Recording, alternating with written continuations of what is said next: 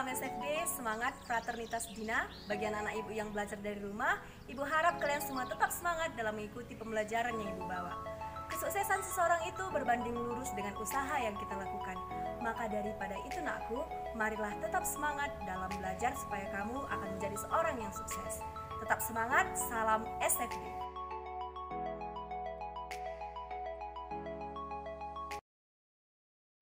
Kesetimbangan benda tegar. Benda tegar adalah benda yang tidak mengalami perubahan bentuk akibat pengaruh gaya atau momen gaya. Di sini, bentuk geometrisnya akan selalu tetap, sekalipun dikenakan gaya, jadi sekalipun dia bergerak translasi atau rotasi, bentuknya tidak akan berubah. Contohnya seperti kursi, meja, bola, dan lain-lain. Sebenarnya, benda tegar hanyalah suatu model idealisasi. Karena pada dasarnya, semua benda akan mengalami perubahan bentuk apabila dipengaruhi oleh suatu gaya atau momen gaya. Sementara, kesetimbangan benda tegar adalah kondisi di mana suatu benda dalam keadaan tidak bergerak translasi maupun rotasi. Manfaat mempelajari kesetimbangan benda tegar ini banyak penerapannya di dalam kehidupan sehari-hari, khususnya pada bidang teknik. Pemahaman dan perhitungan mengenai gaya-gaya yang bekerja pada benda yang berada di kesetimbangan statis ini sangat penting, khususnya bagi para ahli teknik, khususnya pada arsitek dan insinyur, dalam merancang sesuatu, baik itu gedung, jembatan, kendaraan, dan lain-lain. Para arsitek atau insinyur juga memperhitungkan secara sama apakah struktur suatu bangunan yang dibangun tersebut mampu menahan gaya-gaya yang bekerja padanya sehingga tidak ambruk. Konsep kesetimbangan benda tegar sendiri lebih menitik beratkan pada keadaan benda di mana suatu benda diam akan cenderung untuk tetap diam dan benda bergerak akan cenderung untuk tetap bergerak. Artinya jika awalnya suatu benda diam, benda tersebut akan cenderung untuk diam. Syarat benda tegar ada dua, yaitu benda tidak boleh bergerak translasi dan benda tidak boleh bergerak rotasi. Untuk translasi itu sigma F sama dengan 0. Sigma F sama dengan 0 adalah sigma F X sama dengan 0, sigma F Y sama dengan 0. Dan untuk rotasi, sigma tau sama dengan 0.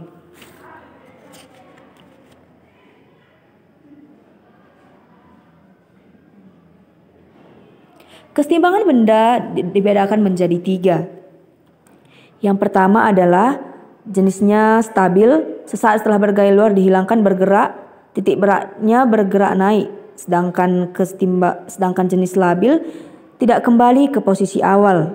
Sedangkan jenis netral tidak berpengaruh. Bisa dilihat pada gambar tersebut yang terbagi menjadi 3, yaitu stabil, labil, dan netral. Oke, sekarang kita akan masuk ke titik berat, di mana titik berat adalah titik tangkap dari semua gaya yang bekerja.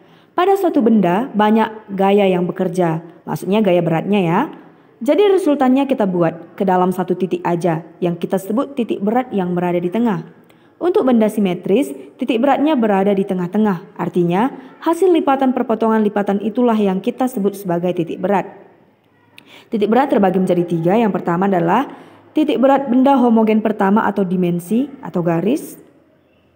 Untuk benda-benda berbentuk memanjang seperti kawat, massa benda dianggap diwakili oleh panjangnya. Itu terbagi menjadi XO dan YO, di mana XO sama dengan L1 dikali X1 ditambah L2 dikali X2 per L1 ditambah L2. Dan untuk YO sama dengan L1 dikali Y1 ditambah L2 dikali Y2 per L1 ditambah L2, di mana L adalah panjang garis. Nah, untuk bentuk benda homogen itu ada, ibu buat contohnya itu berbentuk garis lurus, busur lingkaran, dan busur setengah lingkaran. Bisa kalian amati, letak titik beratnya ada seperti garis lurus XO per setengah L. Dan selanjutnya.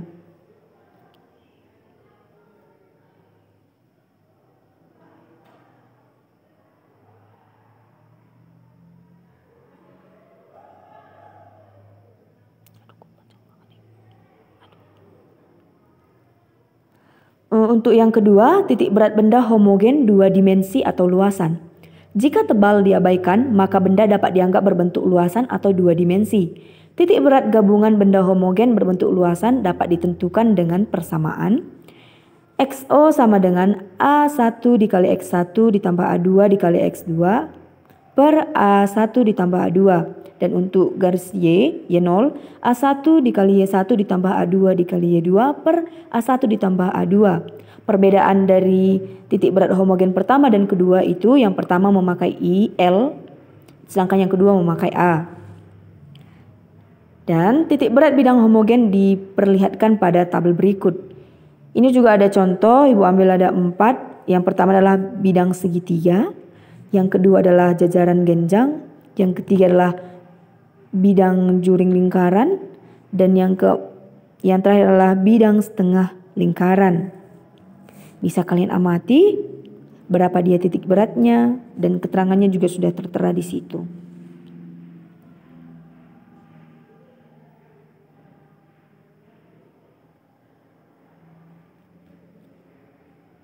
Kemudian yang ketiga adalah titik berat benda homogen 3 dimensi atau volume. Letak titik berat dari gabungan beberapa benda pejal homogen berdimensi 3 dapat ditentukan dengan persamaan berikut. X0 sama dengan F1 X1 tambah F2 X2 per F1 tambah F2. Sedangkan Y0 adalah F1 Y1 tambah F2 Y2 per F1 tambah F2, di mana F adalah volume benda, X adalah absis titik berat benda, dan Y adalah ordinat titik berat. Dapat kalian amati pada tabel berikut ada 5 contoh di sini. Oke, sekarang kita masuk ke contoh. Sebuah batang AB yang mana beratnya 100 Newton, kemudian pada ujung B dihubungkan dengan tali ke katrol, dan ujung tali pada katrol itu dihubungkan dengan beban seberat W. Jika sistem dalam keadaan seimbang, tentukan berat beban W. Penyelesaiannya, dari sini kita bisa lihat penyelesaiannya. Kita gambar dulu diagram gaya bebasnya. Bendanya ini memiliki jarak AB dan salah satu ujungnya yaitu dekat dengan A diberikan titik tumpu.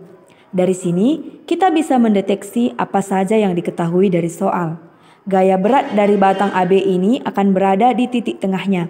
Di sini kita tulis sebagai WT atau gaya berat dari batang. Kemudian pada ujungnya ada gaya berat dari beban W yang arahnya ke bawah dan dihubungkan dengan tali. Karena ada tali dan beban berarti ada gaya tegangan tali yang arahnya ke atas. Kita anggap titik 0 adalah sebagai poros. Panjang AB sama dengan 2,5 meter, berat batang AB WT sama dengan 100 Newton.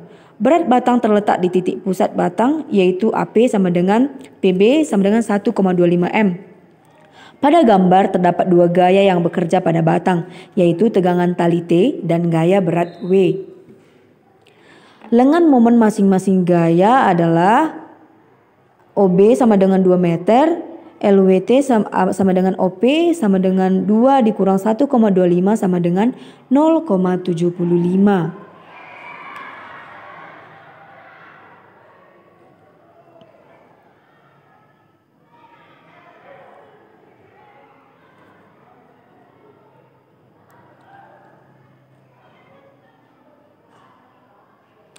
Ditanya berat beban W. Poros itu kita buat di W, berarti kita memakai sigma to sama dengan 0. Karena ada 2, maka to 1 ditambah to 2 sama dengan 0. Di sini to 1 kita anggap gaya tegangan tali T.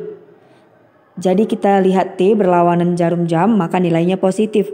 Sedangkan WT adalah arahnya searah jarum jam, maka nilainya adalah negatif.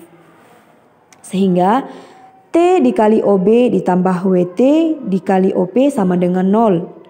T dikali 2 dikurang 100 dikali 0,75 sama dengan 0. Kenapa dikurang? Karena tadi WT nilainya negatif. 2T sama dengan 75. Jadi T adalah 75 per 2 sama dengan 37,5 Newton.